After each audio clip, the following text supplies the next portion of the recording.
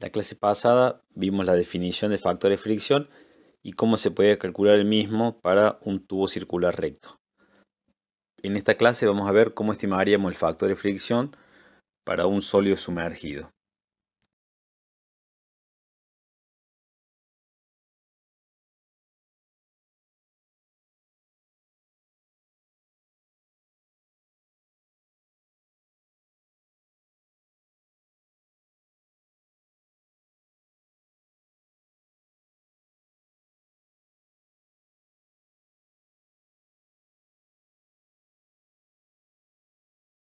A este sólido sumergido lo vamos a suponer perfectamente esférico.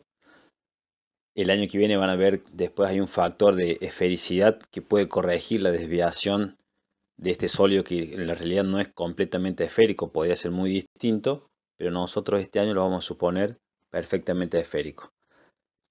El área que se toma en este caso es la proyección del sólido sobre un plano perpendicular al movimiento o a la velocidad subinfinito. Sería como la sombra de la esfera. En este caso sería pi por radio cuadrado. Y a la velocidad media que usamos antes, ahora la vamos a definir como la v subinfinito, que es la velocidad relativa entre la esfera y el líquido, y hay que tomarla a una cierta distancia, por eso se dice subinfinito, para que no haya una alteración de uno con el otro. Entonces teníamos la ecuación original que decía F sub K es igual al factor de fricción por K por el área.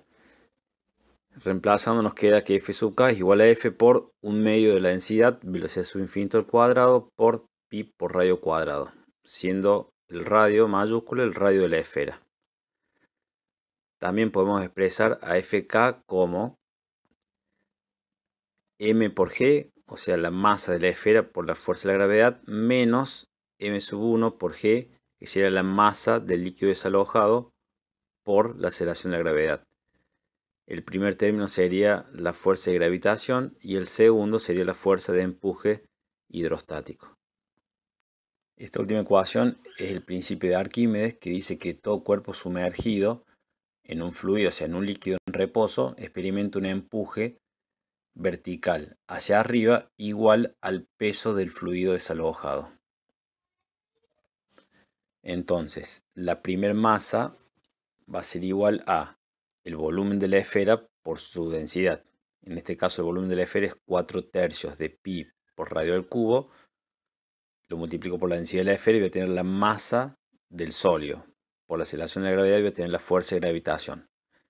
Y el otro término, que era el m sub 1, que sería la masa del líquido, va a ser también 4/3 de pi por radio al cubo. Y lo voy a multiplicar por la densidad del fluido.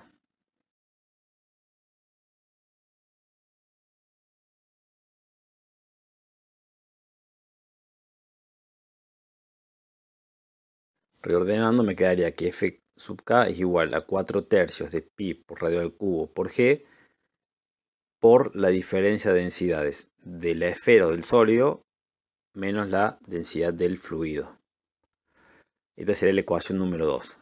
Si yo reemplazo la ecuación número 2 en la ecuación número 1, llegamos al resultado de 4/3 de pi por R al cubo por G por la diferencia de densidad sería igual al factor de fricción por un medio por la densidad por la velocidad subinfinito al cuadrado por pi por radio al cuadrado.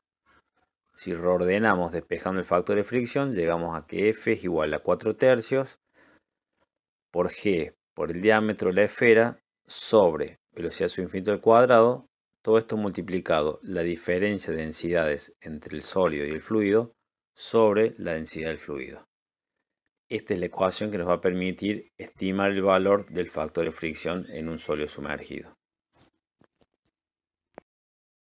Aquí podemos ver una gráfica parecida a la que vimos para tubo circular recto, que nos permite relacionar el número de Reynolds con el factor de fricción. En el eje X está el número de Reynolds y en el eje de los Y está el factor de fricción.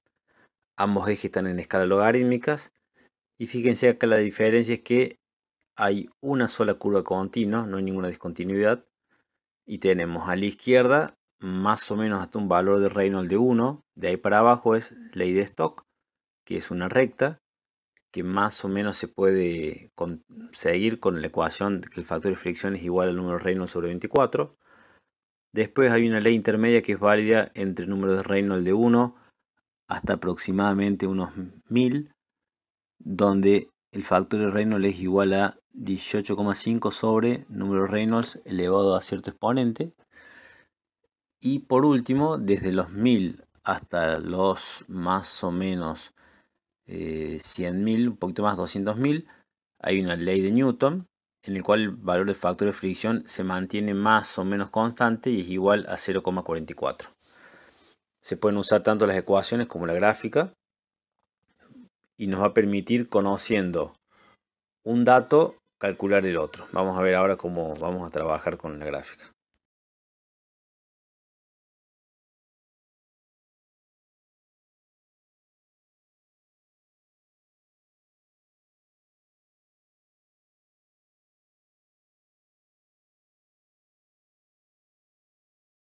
Básicamente vamos a tener dos casos en los que vamos a utilizar esta gráfica. El primero de ellos va a ser determinar el diámetro de una esfera que desciende sobre un fluido. En el caso que yo conozco la velocidad o la puedo definir como una variable, pero quiero saber cuál sería el diámetro. Lo que voy a buscar es independizarme del diámetro y lo que voy a hacer es dividir la ecuación del factor de fricción con el número de Reynolds. Al dividir ambas ecuaciones, cancelo el diámetro, ¿sí? Y me termina quedando, si se ven acá, en segundo renglón dice factor de fricción sobre el número de Reynolds es igual a 4/3 por la aceleración de la gravedad por la viscosidad sobre densidad del fluido por velocidad infinito al cubo. Todo esto multiplicado la diferencia de densidades sobre la densidad del fluido. Se puede inclusive a todo el término que está a la derecha del signo igual, es una constante, va a ser un valor numérico, y podríamos decir que el factor de fricción va a ser igual a esa constante C, que incluye todo lo que vimos recién, por el número de Reynolds. Esto, cuando grafiquemos en la gráfica, nos va a quedar una recta de pendiente 1 en coordenadas logarítmicas. Entonces la idea sería que yo, conociendo el valor de velocidad, puedo calcular todos los datos que tengo acá.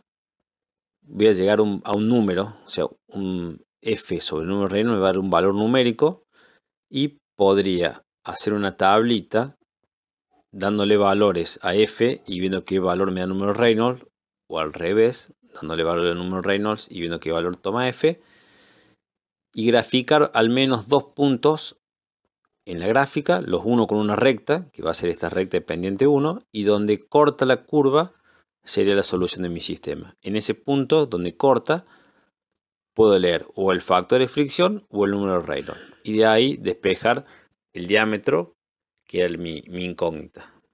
En general va a ser más fácil despejarlo del número de Reynolds.